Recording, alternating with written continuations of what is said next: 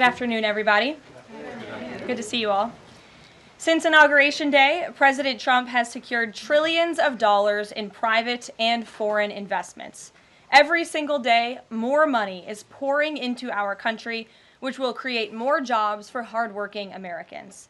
Today, Schneider Electric pledged to invest more than $700 million in the United States to boost American energy infrastructure and AI. On Monday, Hyundai announced a $20 billion investment in the United States, including $5.8 billion for a new steel plant in Louisiana, which will create nearly 1,500 high-paying jobs. President Trump is truly turning America back into a manufacturing superpower. Yesterday, President Trump marked National Medal of Honor Day by meeting with 21 of our nation's bravest heroes and incredible patriots who have been awarded the highest military honor. Beautiful picture. The president also signed a historic executive order to protect the integrity of American elections by strengthening voter citizenship verification and banning foreign nationals from interfering in U.S. elections. These are the common sense solutions that only Democrats could oppose.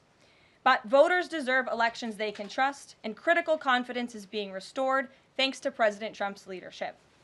Later this afternoon in the East Room, President Trump will mark Women's History Month by honoring the exceptional women around our country, including the highly talented women in his administration and his cabinet.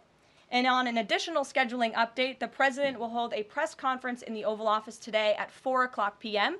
to announce tariffs on the auto industry, and I will leave that to him to make that announcement later. Unfortunately, all of this good is happening for our country. This administration is working hard on behalf of the American public every day, but the mainstream media continues to be focused on a sensationalized story from the failing Atlantic magazine that is falling apart by the hour. Here are the facts. The National Security Advisor has taken responsibility for this matter, and the National Security Council immediately said, alongside the White House counsel's office, that they are looking into how a reporter's number was inadvertently added to this messaging thread. We have said all along that no classified material was sent on this messaging thread. There were no locations, no sources, or methods revealed, and there were certainly no war plans discussed. The Atlantic has even admitted this themselves. Their release of these internal messages validates the truth, which we have been saying all along. If this story proves anything, it proves that Democrats and their propagandists in the mainstream media know how to fabricate, orchestrate, and disseminate a misinformation campaign quite well.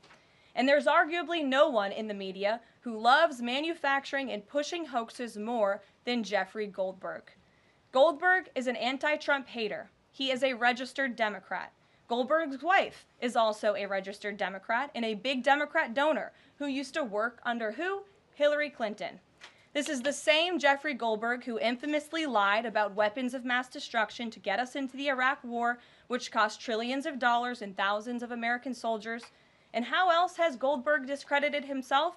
By absurdly claiming that President Trump was Vladimir Putin during the 2016 campaign, by peddling the Russia hoax that tried to hijack President Trump's first term, by inventing the suckers and losers hoax to help Joe Biden in the 2020 election, by peddling a hoax about President Trump involving Gold Star families to help Kamala Harris in the 2024 election, which our campaign at the time vigorously denied. Jeffrey Goldberg didn't care.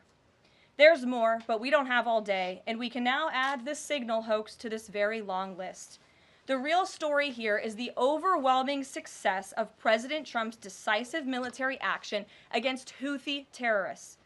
On March 15th, President Trump ordered a series of military operations against the terrorist Houthis to defend U.S. shipping assets in the Red Sea, restore freedom of navigation for international shipping, and defend the United States from enemy threats. United States forces successfully struck dozens of targets across Houthi-controlled territory.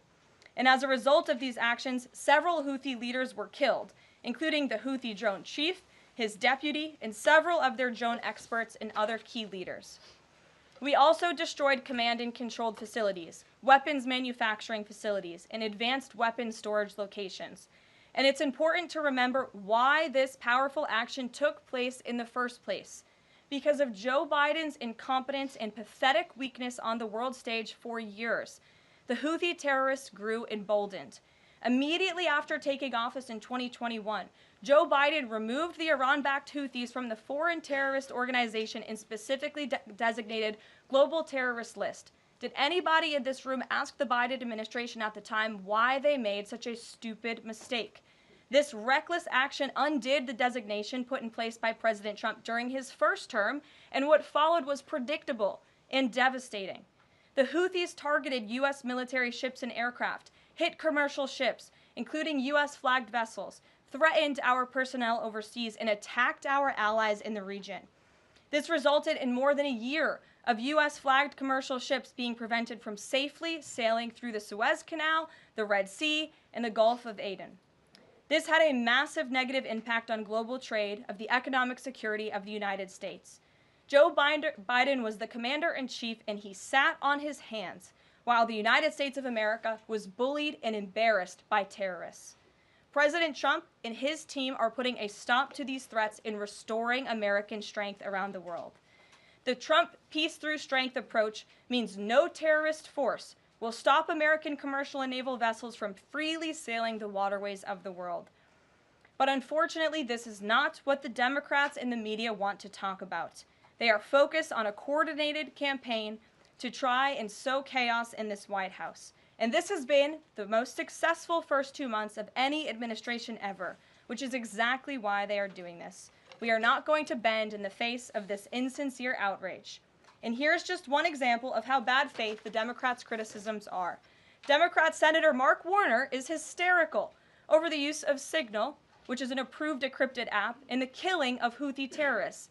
But Senator Warner himself used Signal to work with a lobbyist for a Russian oligarch to connect the disgraced Steele dossier author who started the Russia hoax, which Jeffrey Goldberg later reported on. How ironic. We're not going to lose focus of the bottom line, which is that Joe Biden's weakness enabled and emboldened Houthi terrorists, and President Trump's strength and resolve eliminated those terrorists. Here in our new media seat today, we have Lindsay Keith. She is the managing editor for Merit TV and serves as their White House correspondent. Merit TV launched 1 year ago and creates and distributes content across diverse platforms. We're glad to have you with us, Lindsay. Please kick us off. Thank you, Karoline. I appreciate it and this opportunity for Merit TV. 2 questions, if I may. One on Signal, one on the economy. Sure. On Signal, how comfortable is the president with what was shared so far now that the chain has been released? The president's view on all of this remains the same today as it did yesterday. And I think it speaks volumes about the leadership of this president that he went directly to all of you, members of the press corps. He was asked, do you want someone else to go out and do a briefing? And he said, no, I will tackle this story. I will discuss it. The people need to hear from me about the situation. And so his thoughts on this remained the same today. He has placed great trust in his national security team. And as for the usage of Signal, as the president said yesterday, as the CIA director has testified under oath, this is an approved app. It's an encrypted app. The Department of Defense, the Department of State, the CIA has it loaded onto government phones because it is the most secure and efficient way to communicate. As for, again, the original situation in this messaging thread, the National Security Council, the White House counsel's office continues to look in to how this mistake, which the National Security Advisor has owned, occurred, and the president has ensured they are doing that. On the economy, consumer confidence hit a 4-year low this month. Can you help explain to the American people how tariffs will help them in the long run? Yeah, absolutely, and I'm grateful for the question. The American public will hear later this afternoon from the president directly on the topic of tariffs. And as you all know, April 2nd day, President Trump has proudly dubbed it Liberation Day for our country. What he means by that is it will be a day where the United States of America will no longer be ripped off by nations around this world. It will be a day where Americans finally see free and fair trade practices restored. We are no longer going to allow our allies, our competitors, and our adversaries to take advantage of American workers. And if you think about your hometown in the state that you grew up, Main Street looks a lot different today than it did many years ago. And President Trump wants to restore America as a manufacturing superpower around the globe. He wants products to be made right here in the in our great country with great, hardworking American hands that will ultimately result in higher wages and more money in the pockets of the American people. And he's also, in addition to tariffs, also determined to pass tax cuts later this year, as he did successfully in his first term, to put even more money back into the pockets of hardworking Americans. Peter. Caroline, if I can ask you very quickly about the information we've seen, just to set the predicate to all this. Has the president been briefed and physically seen he's seen all the details of the chat as printed by the Atlantic? I just spoke to the president about it, yes. Okay. Then let me ask you, if I can, very quickly. In the chat, Pete Hegseth, the defense secretary, details F-18s, Tomahawks, so some of the weapons that were used. He details the timing involved for this, all of which occurred 31 minutes before, as he says, F-18s would launch. The DoD manual details classified information as significant military plans, saying that is secret, that's classified. So what about, there are no methods, there are no sources, but that's not what determines what's classified. So what is it about what Pete Hegseth wrote that makes you say this is not classified? Well, it's not just me saying that, Peter. It's the Secretary of Defense himself who is saying this as well. And he put out a very strong statement earlier today listing all of the things that were not included in that message that he sent to the group. And again, this message, there was no classified information transmitted. There were no war plans discussed. Why did the Atlantic downgrade their allegation about war plans to attack plans? They're now playing word games because they know this was sensationalist spin from a reporter who is well known for doing this. We have said all along no war plans were discussed, no classified material was sent. You have the Secretary of Defense saying that. You have the Director of the CIA, the Director of National Intelligence, the FBI Director, all testifying to that under oath, and they should be trusted with that. To be clear, Americans can make the decision for themselves, but whether is the Sure. you said it's not war plans. Would you characterize these as military plans, military operation plans? I would characterize this messaging thread as a policy discussion, a sensitive policy discussion, surely, amongst high-level cabinet officials and senior staff. And I'm so glad, Peter, that you said the American public can decide for themselves, because I think the American public should decide for themselves based on the outcome of this operation. And what happened in this operation? Terrorists that were allowed to run wild by the Biden administration were killed because of the direction and the determination of this president and his team. And this message also shows, this messaging thread also proved that President Trump has an incredibly dynamic team who is working incredibly hard, flying all over the world to secure world peace and to fix up the foreign policy crises that the previous administration left for this team to inherit. So to be clear, we all in this room and around the country would agree that we're glad no American service members were harmed, and we're glad that the mission was a success. We'll stipulate that. But the president said that Pete Hegseth said none of this was classified. So given the president has seen it now, and given the president understands that significant military plans are deemed classified as secret, how does the president view none of this, which details times and weapons and more, as being not classified? I've already been asked and answered this question. The president's thoughts on this remain the same today as they were yesterday, On what basis, as I'm well asking? as the Secretary of Defense.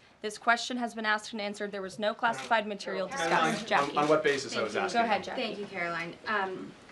So why aren't launch times on a mission strike classified? Again, I would defer you to the Secretary of Defense's statement he put out this morning. There were various reasons he listed, things that were not included in that messaging thread that were not classified. And again, going back to the American public, do you trust the Secretary of Defense, who was nominated for this role, voted by the United States Senate into this role, who has served in combat, honorably served our nation in uniform? Or do you trust Jeffrey Goldberg, who is a registered Democrat and an anti-Trump sensationalist reporter? This president and this national security team are putting our national security and the American people first. We are restoring American strength around the world, and the results of this operation speak for themselves. Putting aside Jeffrey Goldberg, though, just for for American service members who are going to have to carry out these missions in the future, what I guess the message that's coming from the response to all this that we're hearing is that nothing sensitive happened,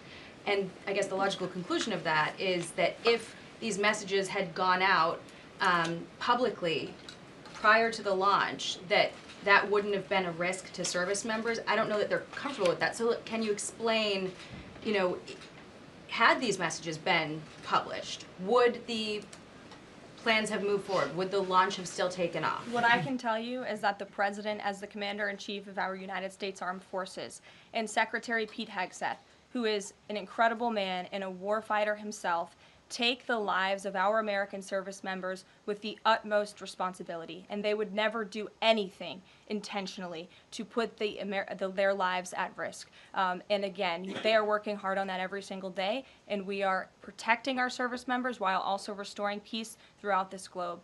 It's something the previous administration has not done, and I would just add one more point.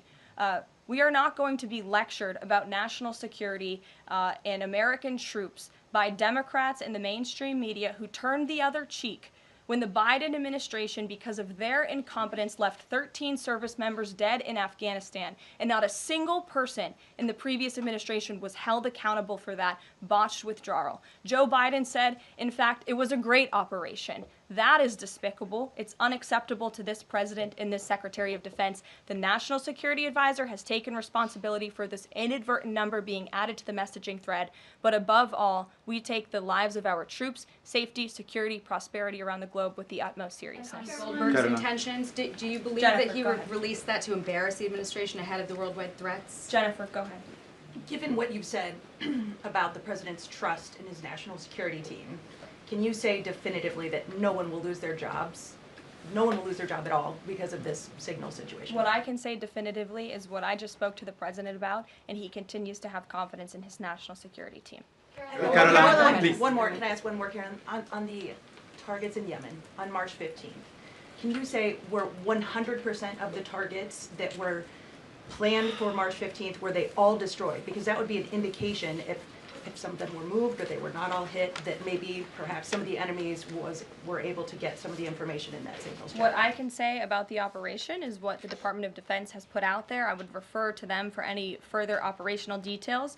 But there have been more than 100 strikes conducted against Houthi targets, and they have hit key Houthi leaders, air defense systems, command and control nodes, headquarters, weapons manufacturing and storage facilities, and these operations will continue until the freedom of navigation in our seas is restored and U.S. shipping can safely transmit without the fear of attack. And again, we believe that this has been a very successful operation thus far, and it will continue until this administration feels it no longer has to, and these terrorists have been taken out, which again is something the previous administration should have done, but they didn't, and now we've inherited this crisis. Stephen. Thank you, Karoline. I'd like to clarify something about the investigation and also ask about some conservative commentary. On the investigation, Mike Waltz said last night that he had spoken to Elon Musk about figuring out how Jeffrey Goldberg's number got in his phone. You mentioned the NSC and the White House counsel's office investigating. Can you just clarify who is investigating, who's leading that, and also Dave Portnoy, who endorsed President Trump, said today that he thinks that Mike Waltz should leave. Could you respond to that? Sure. Great respect for Dave Portnoy, but I just answered that previous question from Jennifer. As for your original question about who's looking into the messaging thread, the National Security Council, the White House counsel's office, and also, yes, Elon Musk's team. Elon Musk has offered to put his technical experts on this to figure out how this number was inadvertently added to the chat. Again, to take responsibility and ensure this can never happen again. I have two questions. One on a follow-up on something you just said. But since we have these messages released, and you said that the president has now personally reviewed them, at the chat at one point, Pete Hegseth wrote 1415 strike drones on target, and in all caps he said, "This is when the first bombs will definitely drop."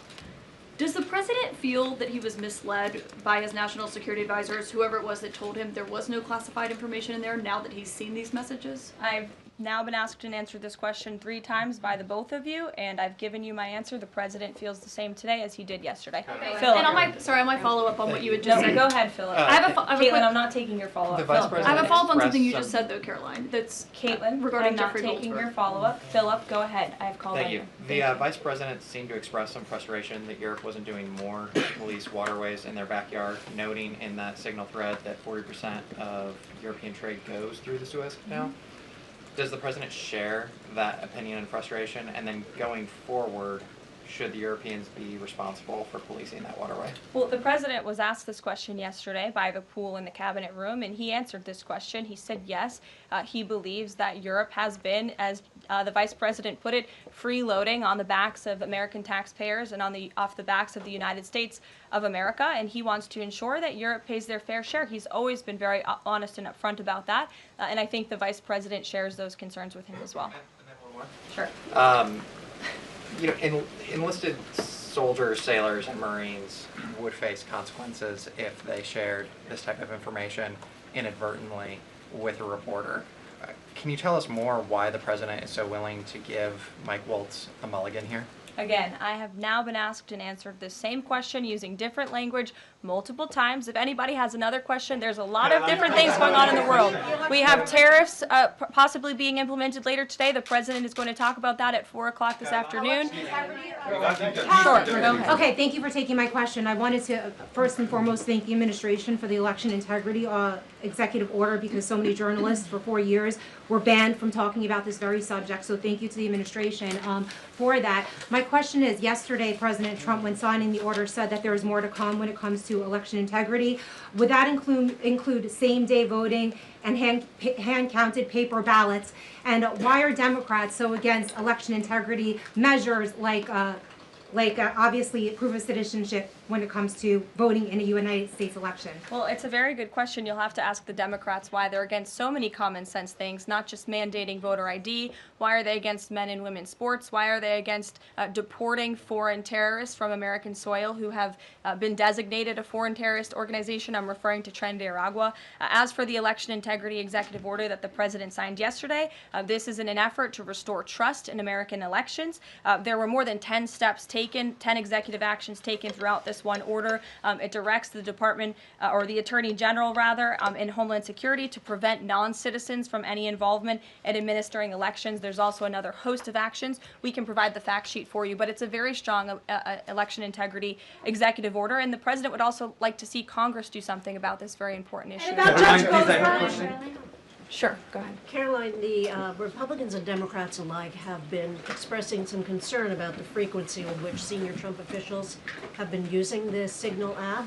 Has there been discussion, or will there be a review about how often they use Signal, and if you could explain to us how they might be considering other applications to get away from something like this happening again? Sure. Well, again, first of all, Signal has been an approved app for government use. It's an encrypted app, and as I said, it's the most safe and efficient way of communicating, especially when people can't be in a skiff or inside a room physically together. I think, as the president said yesterday, he wishes that everybody could be in the room, and it's our goal to ensure that everybody can be. But again, no classified information was discussed in this chat, and any time classified information is discussed amongst high-level officials across this administration, secure lines of communication are used, including, by the way, our special envoy, Steve Witkoff, who I understand the Wall Street Journal erroneously reported that he was on this Signal chat on a personal device while in Moscow. That is absolutely false.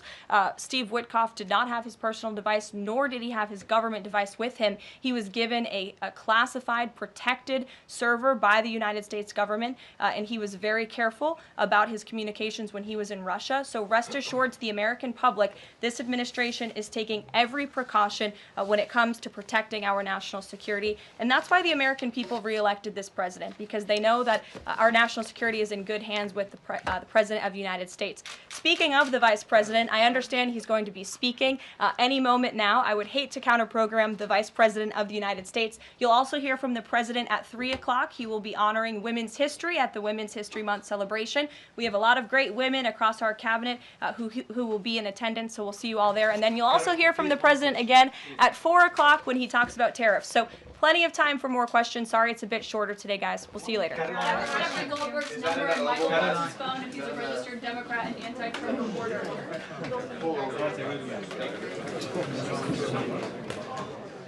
She always starts on that side because